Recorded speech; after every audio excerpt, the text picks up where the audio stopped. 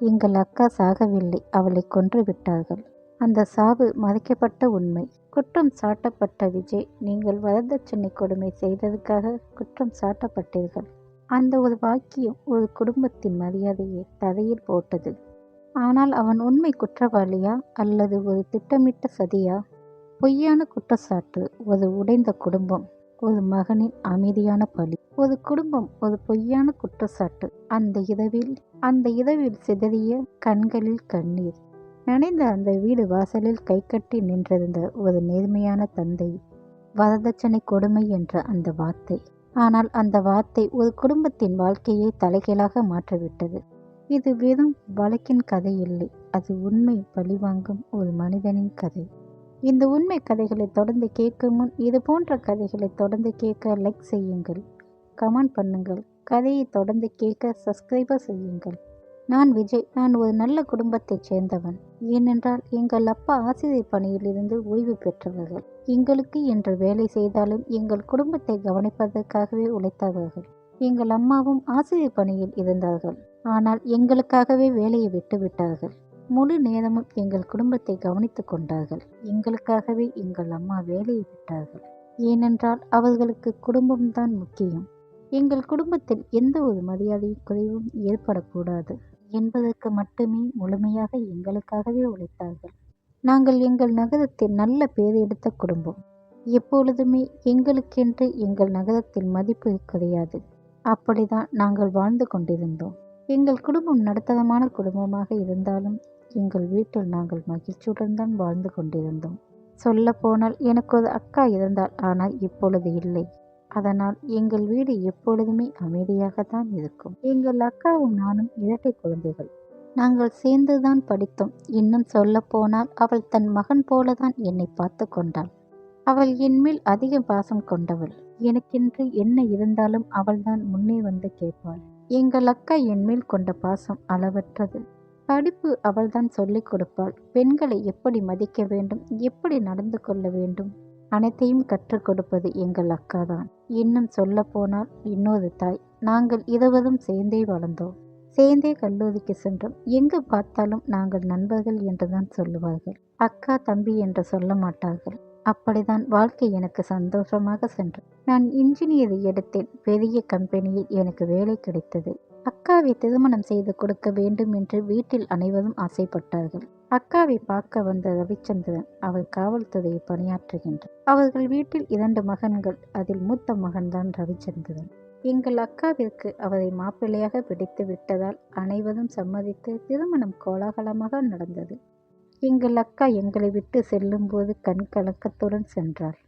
அது எங்களுக்கு ஏதோ ஒரு வலியை கொடுத்தது. அதன் பின் 3 மாத கர்ப்பமாக இருப்பதாக சொன்னாள். எங்களுக்கு அளவற்ற மகிழ்ச்சி. நான் தாய்மாமனாக போகிறேன் என்று சந்தோஷப்பட்டேன். சில மாதங்கள் கழித்து அக்கா எங்கள் வீட்டுக்கு வந்தால் 2 நாள் தங்கியிருந்தாள். ஆனால் ஒன்றுமே பேசவில்லை. அம்மா அக்காவை பற்றி விசாரித்தார்கள், ஏதாவது பிரச்சனை இருக்கின்றதா என்று. அக்கா ஒன்றும் இல்லை என்று சொல்லி சில நாட்கள் மட்டும் தங்கி மீண்டும் சென்று விட்டார்கள். சென்ற சில நாட்களில் அக்கா இறந்து விட்டாள் என்ற தகவல் மட்டும் வந்தது. எங்களுக்கு ஒன்றுமே புரியவில்லை. என்ன நடந்தது என்று தெரியவில்லை. சென்று பார்த்தோம், அக்கா மௌனமாக தூங்குவது போல் படுத்திருந்தாள். எங்களுக்கு அந்த நாட்கள் நகரமாகி போனது. மாப்பிள்ளையுடன் கேட்டதும் எங்களுக்கு தெரியவில்லை. அன்று இரவு நான் வேலைக்கு சென்று விட்டேன். வந்து பார்த்தேன், அவள் மயங்கிய நிலையில் இருந்தாள்.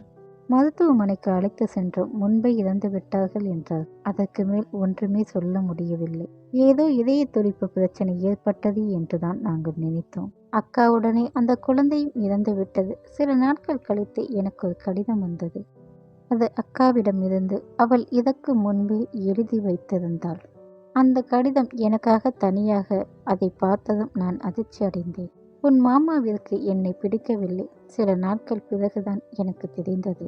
அவருக்கு வேறொரு பெண்ணுடன் தொடர்பு இருந்தது. அதை பற்றி கேட்டால் யாரிடமும் சொல்லக்கூடாது என்று தினமும் அடித்தார். என் வாழ்க்கை நரகமானது. இதை பற்றி நான் யாரிடமும் சொல்லவில்லை. நம் வீட்டுக்கு வந்தால் நம் வீட்டு மான மரியாதை போய்விடும். அதனால் இந்த உலகத்தை விட்டு போகும் சூழ்நிலை வந்தால் எனக்கு நிம்மதியாக இருக்கும் என்று முடிவு செய்தேன். இதற்கு யாரையுமே நான் குற்றவாளியாக சேர்க்கவில்லை. இதை யாரிடம் சொன்னாலும் எதுவும் நடக்காது. நீ அம்மாவையும் அப்பாவையும் நன்றாக பார்த்துக்கொள் என்று எழுதியிருந்தது. அந்த கடிதத்தை படித்தவுடன் அழுதுவிட்டேன். ஆனால் அந்த நிமிடம் அதை கிழித்து விட்டேன். அம்மா அப்பா கண்களில் பட்டா அவர்கள் மிகவும் வேதனைப்படுவார்கள். எங்கள் குடும்பமும் நல்ல குடும்பம், இதை வேறு விதமாக பேசிவிடுவார்கள். அதனால்தான் நான் அதை அப்படியே விட்டுவிட்டேன். அன்றிலிருந்து என் மனதை பற்றி கொள்ள சில ஆண்டுகளானது. அப்பொழுதிருந்தே எனக்கு பெண்கள் என்றால் அதிக மதிப்பு. பெண்கள் எப்பொழுதுமே கஷ்டப்படக்கூடாது என்று மனதில் உறுதி எடுத்து கொண்டேன். அப்பா என்னை திருமணம் செய்து வைக்க வேண்டும் என்று ஆசைப்பட்டார்கள். அவர்கள் ஆசையை நிறைவேற்ற வேண்டும் என்று சம்மதித்தேன். வீட்டில் பல ஆண்டுகளாக எந்த சுப நிகழ்ச்சிகளும் இல்லை. அப்பா அம்மா சந்தோஷப்படுத்த வேண்டும். அப்பொழுதுதான் பிரீத்தியின் புகைப்படத்தை முதலாக பார்த்தேன். அழகான அமைதியான தோற்றம். அவள் வீட்டில் 2 பெண் குழந்தைகள். மூத்த அக்காவிற்கு திருமணமாகி கணவர் வெளிநாட்டில் இருக்கின்றார். நான் 2வது மகளை தான் திருமணம் செய்ய போகிறேன். பிரீத்தியை பெண் பார்க்க சென்றேன். அமைதியான முகம். தலை குனிந்து காப்பி கொடுத்தாள். அவளை பார்த்த அந்த நொடி இவள்தான் என் வாழ்க்கை துணைவி என்று முடிவு செய்தேன். சில நாட்களிலேயே திருமணம் கோலாகலமாக நடந்தது. பிரீத்தி எங்கள் வீட்டுக்கு வந்தால் முதலிரவு எங்கள் குடும்பத்து பழக்க வழக்கங்கள் எல்லாவற்றையும் அவளுக்கு சொன்னேன். எங்கள் அக்காவை பற்றி சொன்னேன். அவள் அமைதியாக கேட்டாள். உனக்கு என்ன ஆசை என்று கேட்டேன். உங்களுடன் இருப்பதே போதும் என்றாள். அவள் கையை பிடித்து முத்தமிட்டேன். அவள் முகம் சிவந்தது. அவள் நெற்றியில் முத்தமிட்டேன். அந்த இரவு எங்கள் வாழ்க்கை இனிமையாக தொடங்கியது. அடுத்த நாள் முதல் பிரீத்தி குடும்பத்தை பார்த்து கொண்டாள். நான் வேலைக்கு சென்று வந்தேன். பிரீத்தி என்னை அன்பாக கவனித்தாள். என் வாழ்க்கை சிறப்பாக அமைந்தது என்றுதான் நினைத்தேன். பெண்ணுக்கு கொடுக்க வேண்டிய மதிப்பு மரியாதை அனைத்தையுமே கொடுத்தேன். அம்மாவும் அப்பாவும் தன் மகள் போல் பார்த்தார்கள். ஆனால் பிரீத்தி போக போக மாற்றமடைந்தது. அவள் எப்பொழுதும் தன் தோழியை பற்றியே பேசுவாள். அடிக்கடி போனில் தான் பேசிக் கொண்டிருப்பாள். என் தோழியின் கணவர் வெளியே அழைத்து செல்கின்றார். நீங்கள் எங்கேயாவது அழைத்து சென்றிருக்கிறீர்களா? ஏதாவது வாங்கி தருகிறீர்களா என்று அடிக்கடி சண்டை போட்டாள். நாம் தனியாக போக வேண்டும் என்று சொல்ல ஆரம்பித்தாள். நான் எவ்வளவு சொல்லியுமே அவள் கேட்கவில்லை. சின்ன விஷயங்களில் அம்மாவிடம் சண்டை போடுவாள். வீட்டு பணி எதையும் பார்க்க மாட்டாள். எதிர்த்து பேசுவாள். எதை எங்களால் வெளியே காட்ட முடியவில்லை. எங்கள் குடும்ப மரியாதை கெட்டு போகுமோ என்று பயந்தோம். அன்றது நாள் நான் கோபத்தில் அவளை அடித்தேன். ஆனால் அன்று இரவே அவள் துணிகளை எடுத்துக்கொண்டு அம்மா வீட்டுக்கு சென்று விட்டாள். எங்களிடம் ஒன்றும் சொல்லவில்லை. அந்த நாளில் வீடு அமைதியாகிவிட்டது. சில நாட்களில் ஊர் மக்கள், போலீஸ் அதிகாரிகள் எங்கள் வீட்டுக்கு வந்தார்கள். நீங்கள் வரதட்சணை கேட்டு கொடுமை செய்தீர்களா? புகார் வந்துள்ளது என்றார்கள். எங்கள் அம்மா அதிர்ச்சியில் நின்றார்கள். அப்பா நாற்காலியில் அமர்ந்தபடியே உறைந்து போனார். நான் அந்த நொடியே சிரித்து விட்டேன். கூட ஏதோ தவறான புரிதல் என்று நினைத்தேன். ஆனால் அது புரிதல் அல்ல, புகார். FIR எழுதப்பட்டிருந்தது. திருமணத்துக்கு பிறகு 10 லட்சம் ரூபாய் பணம், கார் கேட்டு துன்புறுத்தினீர்களா என்று காதுகளில் ஒலித்த ஒரு சொல். வரதட்சணை கொடுமை. நான் ஒருபோதும் வரதட்சணை கேட்கவில்லை. திருமண நாளில் எங்களுக்கு எதுவும் வேண்டாம் என்று தெளிவாக சொன்னேன் நான். ஆனால் சட்ட பிரிவுகளில் கடுமையான குற்றச்சாட்டு, அதைவிட கடுமையானது. ஊர் முழுவதும் செய்தி பரவியது. நல்ல குடும்பம் பாருங்கள், உண்மை முகம் என்று கிசுகிசுத்தார்கள். அப்பாவை போலீஸ் விசாரிக்க அழைத்து சென்றார்கள். என் மனசு சிதறி போனது. எங்கள் அக்கா மரண நாளில் அந்த உதவியற்ற உணர்வு மீண்டும் வந்தது. அம்மா அழுதார்கள். நான் யாருக்கு தீங்கு செய்தோம் என்று. அதே நேரத்தில் பிரீத்தி அவர் அம்மா வீட்டில் இருந்தால் சமூக வலைதளத்தில் பாதிக்கப்பட்ட பெண் என்ற பெயரில் இரக்கத்தை சேகரித்தாள். அவர் தந்தை சமாதானம் முன்வந்தார். 10 லட்சம் கொடுத்தால் வழக்கு வாபஸ் என்றார்.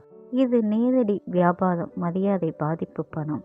என் முன்னால் 2 பாதைகள். பணம் கொடுத்தால் பொய் உண்மையாகுமா அல்லது உண்மையான போராட்டமா? அந்த இரவு அப்பா அம்மா உடைந்த மனதை பார்த்தேன்.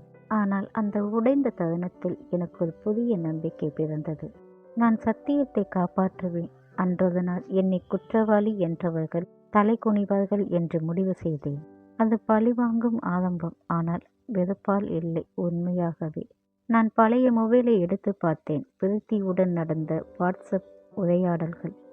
சில ஒளிப்பதிவில், ஒரு ஆடியோவில் பிரீத்தி தன் தோழியுடன் சொல்லியிருந்தாள், இன்னும் கொஞ்சம் நான் டிராமா பண்ணணும், பார் இவங்க எப்படி காலில் விழுவார்கள் என்று. என் உள்ளம் எரிந்தது. ஆனால் உணர்ச்சி வழக்கு ஜெயிக்க முடியாது. சாட்சிகள் வேண்டும். என் நண்பன் விஸ்வாவை தொடர்பு கொண்டேன். சைபர் நிபுணர். அவன் டிஜிட்டலை சற்று சரிபார்த்தான். பதிவுகளை மாற்றப்பட்டதால் உண்மை என்று உறுதி செய்தான்.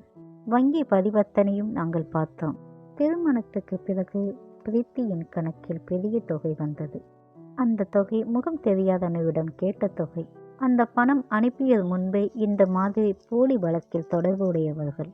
இது திட்டமிட்ட சதி. நீதிமன்றத்திற்கு அந்த நாள் வந்தது. பிரீத்தி நம்பிக்கையுடன் வந்தால் அவர் வழக்கறிஞர் மீண்டும் குற்றம் சாட்டி கூறினார். ஆனால் இந்த முறை என் வழக்கறிஞர் டிஜிட்டல் சான்றுகளை காண்பித்தார்.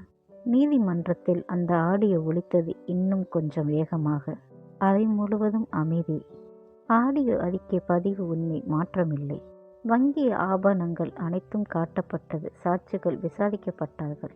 பிரீத்தியின் முகம் வெண்மையானது. அவர் தந்தை பதட்டமடைந்தார்.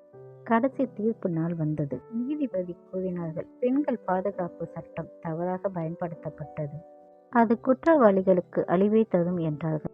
நான் மற்றும் என் குடும்பம் முழுமையாக விடுவிக்கப்பட்டோம். பிரீத்தி மற்றும் தொடர்பு உடையவர்களை எதிராக நடவடிக்கை உத்தரவிடப்பட்டது. என் அம்மாவின் கண்களில் கண்ணீர். அது தோல்வி கண்ணீர் இல்லை. அப்பா என்னை அழைத்தார். நான் பல மாதங்களுக்கு பிறகு மூச்சை சுவாசித்தேன். அது இங்கே நிற்கவில்லை. பொய்யான வழக்கில் சிக்கியவர்கள் உதவ தொடங்கி ஆரம்பித்தார்கள். சட்டம் வெடிப்பாக இயங்க ஆரம்பித்தது. எங்கள் அக்காவை காப்பாற்ற முடியவில்லை, ஆனால் யாரோ ஒருவரின் குடும்பத்தை காப்பாற்ற முடியும் என்ற நம்பிக்கை வந்தது. மெதுவாக சமூகம் மாற்றம் தொடங்கியது. எனக்கு புதிய வேலை கிடைத்தது. அப்பாவின் மரியாதை திரும்பியது. அன்றது மாலை சூரியன் அஸ்தமத்தை பார்த்து கொண்டிருந்தேன். எங்கள் அப்பா 2 குழந்தைகளை பெற்றெடுத்தார். 2மே அப்பாவிற்கு வேதனை தான் கொடுத்திருக்கின்றோம். அதை நினைக்கும் போது மனம் கவலையாகத்தான் இருந்தது. இருந்தாலும் அப்பாவை கண்ணும் கருத்துமாக பார்த்து கொண்டிருக்கின்றேன். நான் ஏமாந்து போவதும் இனி ஏமாற்றம் தயாராக இல்லை. இது என் கதை, எனது உண்மை கதை.